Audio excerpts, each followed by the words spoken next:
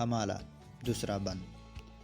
امتحان دیدہ ظاہر میں کوہستاں ہے تو، پاسبا اپنا ہے تو دیوار ہندوستاں ہے تو، مطلع اول فلک جس کا ہو وہ دیواں ہے تو، سوئے خلوت گاہ دل دامن کشے انساں ہے تو، برف نے باندھی ہے دستار فضیلت تیرے سر، خند ازن ہے جو کلاه مہر عالم تاب پر۔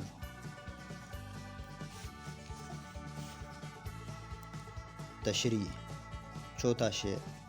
علامہ صاحب فرماتے ہیں کہ اگر تجھے محض ظاہر آنکھ سے دیکھا جائے تو محض ایک پہاڑ دکھائی دیتا ہے، جبکہ تو نہ صرف اپنی حفاظت کرتا ہے بلکہ ہندوستان کی حفاظت کرنے کا فریضہ بھی سر انجام دیتا ہے۔ بالفاظ دیگر تو ہندوستان کی فصیل ہے۔ پانچواں شعر۔ تو ایک ایسا مجموعہ کلام ہے جس کا اولین مطلع آسمان ہے، تیری بلندی کا کیا کہنا، تو اس قدر کشش کا حامل ہے کہ انسان کو اپنی جانب کھینچتا ہے، اور تجھے دیکھ کر انسان قدرت کی عظمت کے گن گانے لگتا ہے اور قدرت کی اس عظیم تخلیق پر عش عش کر اٹھتا ہے۔ چھٹا شعر۔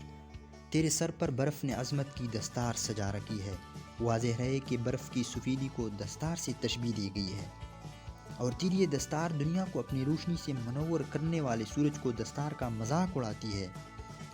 بالفاظ دیگر برف کی چمک دمک اس قدر زیادہ ہے کہ وہ سورج کی روشنی کو بھی شرماتی ہے۔